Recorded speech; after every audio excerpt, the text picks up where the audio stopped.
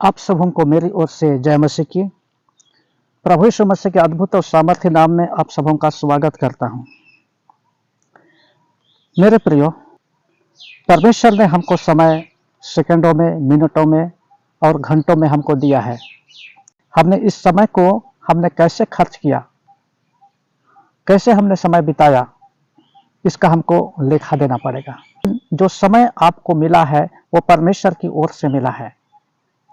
परमेश्वर वो चाहता है कि हम इस दिए हुए समय का इस्तेमाल उसकी महिमा के लिए करें, और जो परमेश्वर को प्रथम स्थान दे करके अपने जीवन के एक एक समय का इस्तेमाल वो उसके कार्यों में करता है, वही परमेश्वर के निकट आशीषित है। आज हम देखेंगे परमेश्वर ने हमको समय किस तरह से हम लोगों को दिया है, किन किन चीज़ों के रूप में हम लोगों को दिया है। सबसे पहले परमेश्वर ने हम लोगों को अपने एक बुलाहट दिया है।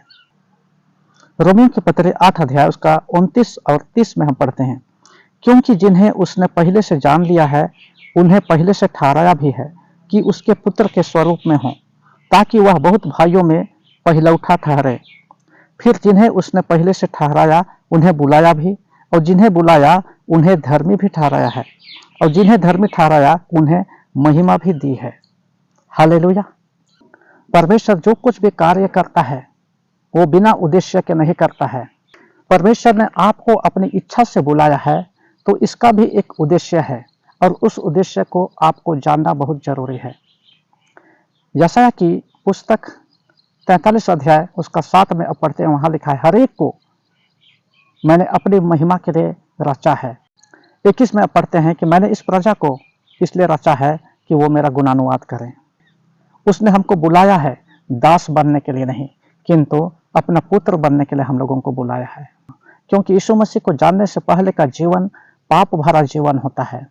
यीशु मसीह को नहीं जानना यही पाप की ओर ले जाता है, लेकिन जब हम यीशु मसीह को जानते हैं हमको अनंत जीवन की ओर ले जाता है।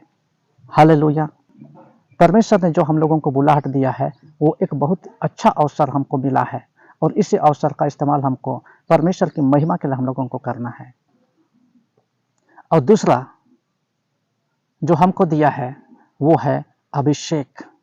पहला कुरिन्थी 12 अध्याय उसका 13 पद में हम देखते हैं, क्योंकि हम सब ने, क्या यहूदी, क्या यूनानी, क्या दास, क्या स्वतंत्र, एक ही आत्मा के द्वारा एक देह होने के लिए बपतिस्मा लिया, और हम सबको एक ही आत्मा पिलाया गया। वह है अभिषेक। पुराने नियम में हम देखते हैं उसने कहा हर एक पहिलौठा मेरा है, अर्थात कि जो पहिलौठा होते थे वे प्रथम होते थे, वे परमेश्वर के चुने हुए होते थे। लेकिन नया नियम में हर एक कोई जो यीशु मसीह पर विश्वास करता है, उद्धारकर्ता के रूप में जिसने यीशु मसीह को ग्रहण किया, वह उसका पहिलौठा हो गया। हम देखते हैं याकूब और एसाव। एसाव वो बड़ा भाई था और उसको पहिलौठे का पद मिला, लेकिन एक दिन जब याकूब रोटी और दाल पका रहा था, वह शिकार खेलने से वो आया भूखा प्यासा, और जब उसने देखा याकूब को कि वह रोटी और दाल पका रहा है, उसने कहा मुझे उस रोटी में से, उस लाल वस्तु में से कुछ खाने को दे। याकूब ने उससे कहा तू अपना पहिलौठा मुझको दे, तब मैं तुझे यह दूंगा। उसने कहा देख मैं तो मरने पर हूं, मुझे अपने पहिलौठे से क्या लाभ है। याकूब ने उसको रोटी और दाल दिया और उसको खाया पिया और चला गया। वचन में लिखा है वह खाया पिया और चला गया, और यूं उसने अपने पहिलौठे को तुच्छ जाना। इसी तरह आज भी कितने लोग अपने बुलाहट को, अपने अभिषेक को नहीं पहचान पा रहे हैं। परमेश्वर ने हम लोगों को संसार से अलग किया है, लेकिन कितने विश्वासी लोग आज संसार में ही रहना चाहते हैं।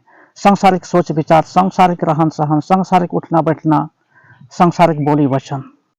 याकूब 4:4 में लिखा है संसार से मित्रता करना तो परमेश्वर से बैर करना है। इसलिए जो कोई अपने आप को संसार का मित्र बनाता है वो परमेश्वर का बैरी बनाता है।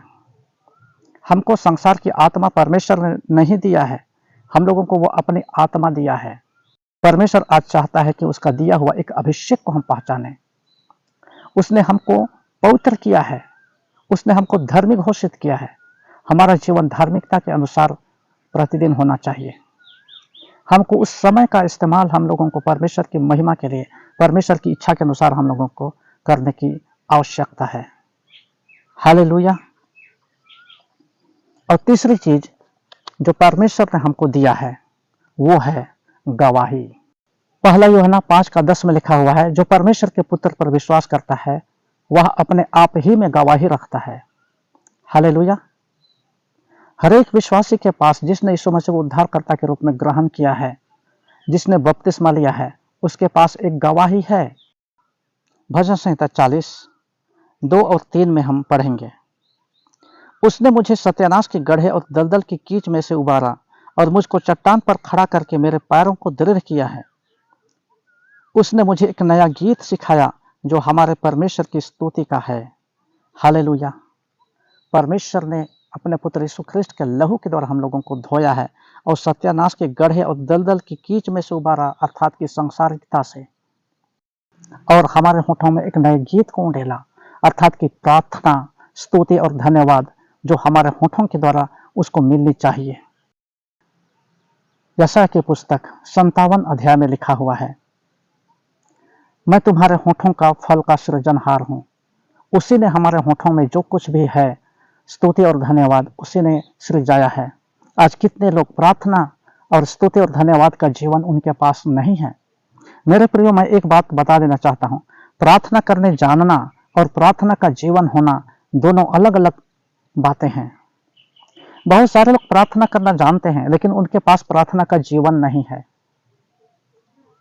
प्रार्थना करने जानना बड़ी बात नहीं है, लेकिन प्रार्थना का जीवन होना बड़ी बात है और महत्वपूर्ण बात है। प्रतिदिन हमको स्तुति करना है, प्रतिदिन धन्यवाद देना है, प्रतिदिन हमको विश्वास करना है। जिस तरह हम शारीरिक जीवन में प्रतिदिन हम खाना खाते हैं, प्रतिदिन खून बनता है, उसी तरह हमारे आत्मिक जीवन में प्रतिदिन विश्वास करने की आवश्यकता है, प्रतिदिन वचन पढ़ने की आवश्यकता है, प्रतिदिन प्रार्थना करने की आवश्यकता है, प्रतिदिन स्तुति करने की आवश्यकता है और उसकी उपस्थिति में हमको प्रतिदिन चलना है। मैं उम्मीद करता हूं इस वचन के द्वारा आपको आशीष मिली होगी। यदि आपको आशीष मिली है तो आप कमेंट करके बताइए ये वचन कैसा लगा। आज के लिए बस इतना ही। प्रभु आप सबों को आशीष दे। जय मसीह की।